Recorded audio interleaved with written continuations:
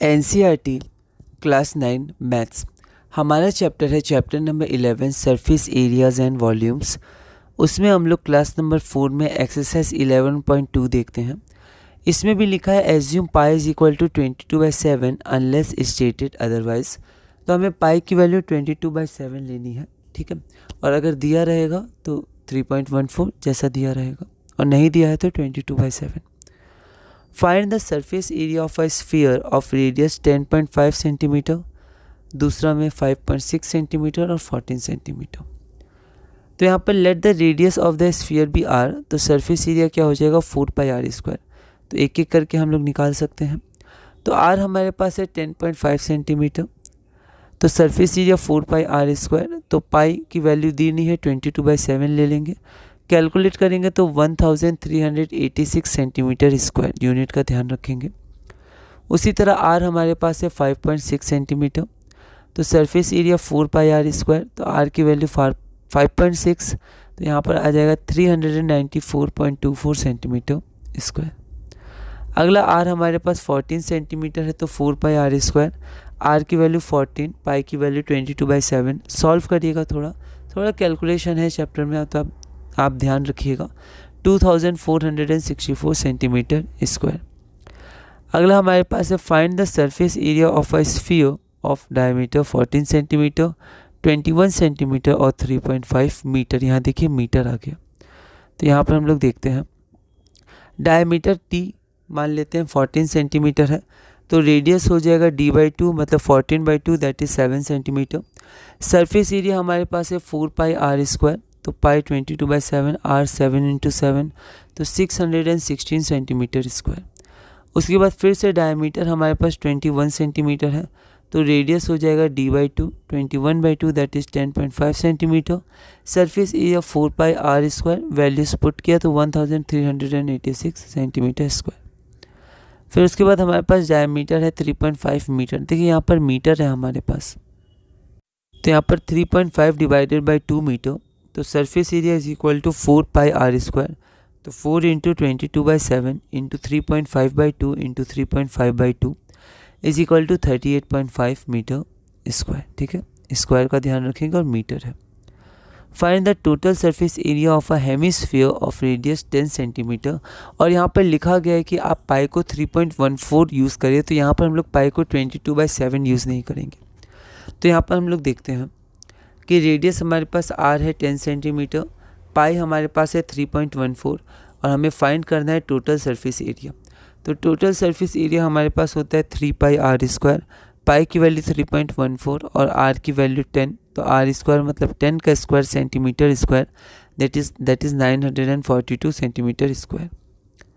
अगला क्वेश्चन हमारे पास है the radius of a spherical balloon increases from 7 centimetre to 14 centimetre as air is being pumped into it. Find the ratio of the surface areas of the balloon in 2 cases. तो यहाँ पर जब एक spherical balloon में हम लोग हवा भरते हैं तो उसका रेडियस 7 सेंटीमीटर से 14 सेंटीमीटर हो जाता है। तो यहाँ पर 2 केसेस हो गए। पहले में जो स्फेरिकल बैलून है उसका रेडियस 7 सेंटीमीटर है, और दूसरे में क्या है 14 सेंटीमीटर है।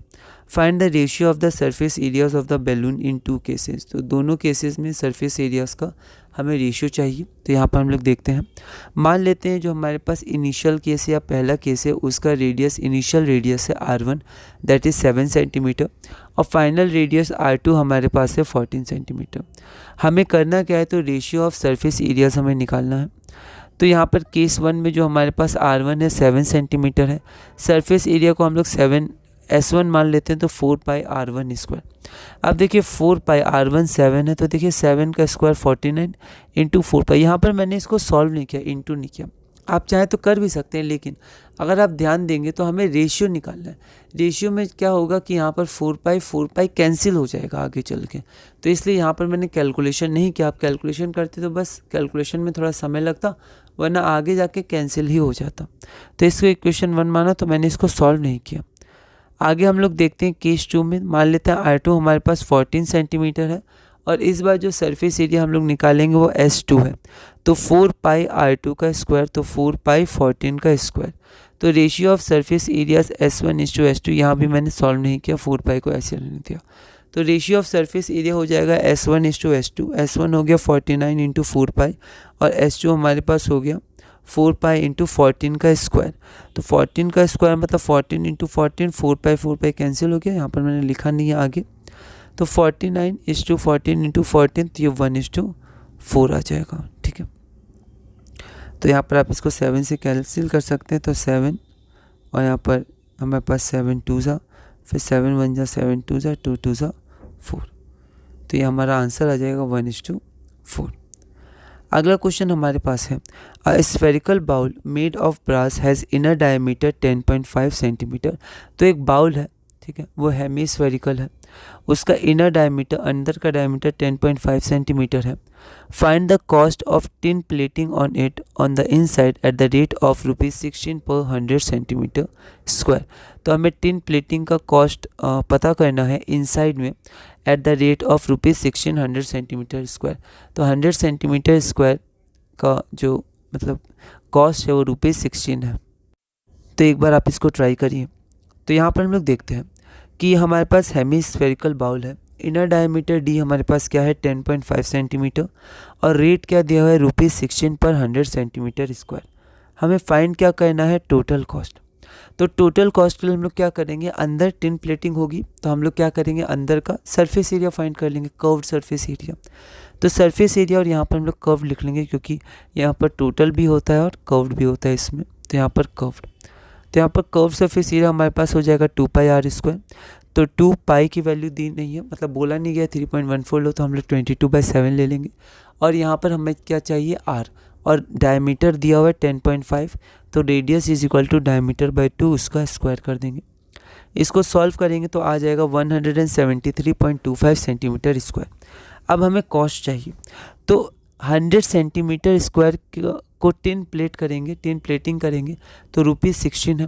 तो 1 सेंटीमीटर स्क्वायर हो जाएगा ₹16/100, तो 173.25 सेंटीमीटर स्क्वायर हो जाएगा 16/100 इंटू 173.25, दैट इज ₹27.72, जो हमारा रिक्वायर्ड आंसर हो जाएगा। अगला क्वेश्चन हमारे पास है question number 6। Find the radius of a sphere whose surface area is 154 centimetre square. तो हमें रेडियस, स्फीयर मतलब एक स्फीयर है उसका रेडियस पता करना है जिसका सरफेस एरिया है 154 सेंटीमीटर स्क्वायर। तो एक बार आप इसको ट्राई करिए। तो यहाँ पर हम लोग क्या करते हैं कि मान लेते हैं उस स्फीयर का रेडियस r सेंटीमीटर है क्योंकि सरफेस एरिया सेंटीमीटर स्क्वायर में है। सरफेस एरिया हमें दिया है 154 सेंटीमीटर स्क्वायर, तो यहाँ पर 4 pi r square is equal to 154। तो यहाँ पर पाई हम लोग 22/7 ले लेंगे, r स्क्वायर है 154, बस r स्क्वायर कैलकुलेट करेंगे तो 12.25 सेंटीमीटर स्क्वायर आएगा। फिर इसको हम लोग कैलकुलेट करेंगे तो √122 12.25। तो इसको हम लोग कैसे कर सकते हैं, तो इसको हम लोग लिख सकते हैं 1225/100। तो 100 का तो 10 हो जाएगा, तो नीचे तो आ जाएगा 10 और यहाँ पर आ जाएगा 35, है ना। आप इसको कैलकुलेट करिएगा तो 3.5 सेंटीमीटर आंसर आ जाएगा। उसके बाद अगला क्वेश्चन हमारे पास है the diameter of the moon is approximately 1/4 of the diameter of the earth. तो जो मून का डायमीटर है वो अर्थ का 1/4 है, ठीक है। Find the ratio of their surface areas. तो हमें सरफेस एरियाज का रेशियो निकालना है। तो यहाँ पर गिवन हमारे पास है diameter of moon is equal to 1/4 diameter of earth, DM और DE। मान लेते हैं रेडियस मून का RM है और अर्थ का RE है। तो यहाँ पर diameter of moon divided by diameter of अर्थ 1/4 है। तो डायमीटर होता है 2 टाइम्स रेडियस, रेडियस बाई 2 नहीं होता है, तो इसका हम लोग ध्यान रखेंगे। तो DM हो गया 2RM और D हो गया 2RE इज इक्वल टू 1/4। 2 यहाँ पर कैंसिल होगा तो RM/RE is equal to 1/4, equation 1 मान लिया। तो surface area of the moon is equal to surface area of the earth, तो 4 pi RM square, 4 pi R square हो जाता है सरफेस एरिया, दोनों स्फीयर है। और अर्थ के लिए 4 पाई RE स्क्वायर, तो 4 पाई कैंसिल होगा, RM square by RE square मतलब RM/RE का होल स्क्वायर। और फ्रॉम 1 यहाँ आप लिख सकते हैं, फ्रॉम 1, तो 1 से आप देख सकते हैं RM/RE 1/4 का होल स्क्वायर दैट इज़ 1/16। तो यहाँ पर रेशियो में पूछेगा तो आप आंसर लिख दीजिएगा 1:16, जो हमारा रिक्वायर्ड आंसर होगा। क्वेश्चन है a hemispherical bowl is made up of steel 0.25 centimetre thick. तो उसकी मोटाई कितनी है, 0.25 centimetre. The inner radius of the bowl is 5 centimetre. जो अंदर का रेडियस है वो 5 सेंटीमीटर है। Find the outer curved surface area of the ball. तो जो आउटर कर्व सरफेस एरिया है हमें वो निकालना है। एक बार आप इसको ट्राई करिए। तो यहाँ पर हमारे पास ये हेमिस्फेरिकल बाउल हो गया, ये हमारे पास टी थिकनेस हो गया 0.25 सेंटीमीटर, और ये क्या है मान लेते हैं अंदर का रेडियस क्या है R1, और ये आपका क्या हो गया थिकनेस हो गया यहाँ पर मेड ऑफ स्टील है, ठीक है। तो ये आपका 0.25 सेंटीमीटर हो गया, और इसको अगर ऐड कर देंगे तो ये पूरा कितना हो जाएगा, तो R2 हो जाएगा आउटर रेडियस। तो थिकनेस को स्मॉल टी मान लेते हैं, जनरली स्मॉल टी से टाइम भी होता है पर यहाँ थिकनेस है, तो T is equal to 0.25 centimetre. Inner radius को R1 मान लेते हैं 5 सेंटीमीटर, आउटर रेडियस को 0.25 सेंटीमीटर, जो हमारा 5.25 सेंटीमीटर हो जाएगा। तो ये R2 हो गया। फाइंड क्या करना है, आउटर कर्व सरफेस एरिया। तो हमें ध्यान रखना है यहाँ क्या है, हेमिस्फेयर का बात है, तो यहाँ पर कर्व सरफेस एरिया हम लोग लेंगे तो 2πr² होगा। तो यहाँ पर हमें ध्यान रखना है, फॉर्मूला बहुत ही ध्यान से हमें लिखना है। तो आउटर कर्व सरफेस एरिया हो जाएगा 2πr², क्योंकि आउटर है तो उसका रेडियस R2 हो जाएगा। तो outer curve surface area is equal to 2πr²। Pi की वैल्यू 22/7 है, तो 2 × 22/7 × 5.25 × 5.25 centimetre square, that is 173.25 centimetre square. अगला क्वेश्चन और लास्ट क्वेश्चन हमारे पास है, right circular cylinder just encloses a sphere of radius R। तो यहाँ पर हमारे पास एक सिलेंडर है और इसे जस्ट इनक्लोज करते हैं। जस्ट इनक्लोज मतलब ये जो स्फीयर है वो उसका सरफेस है वो टच कर रहा होगा साइड का और ऊपर का, तो ये जस्ट इनक्लोज है ना, तो इसको एनक्लोज करता है, बिल्कुल एक्यूरेट, ज़्यादा बड़ा ना छोटा, जस्ट एनक्लोज कर रहा है, इसको बंद कर रहा है।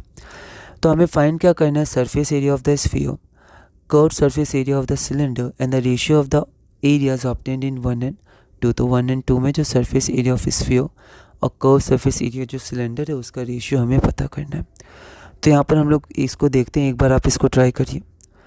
तो यहाँ पर हम लोग देखते हैं रेडियस, तो रेडियस ऑफ द स्फीयर हमारे पास कितना है, R है, और जो हमारे पास सिलेंडर है उस सिलेंडर का भी रेडियस R हो जाएगा, क्योंकि ये जस्ट इसको टच कर रहे हैं, तो ये टच कर रहे हैं, तो यहाँ से R है, तो ये जो सेंटर है ठीक है सेम होगा, मतलब इसके जस्ट ऊपर यहाँ सेंटर होगा इसका, तो ये R है और ये भी R है। तो जो सेंटर है हमारा उससे अगर हम लोग यहाँ पर देखेंगे तो ये R है, और इसका सेंटर लेंगे तो ये भी R हो जाएगा।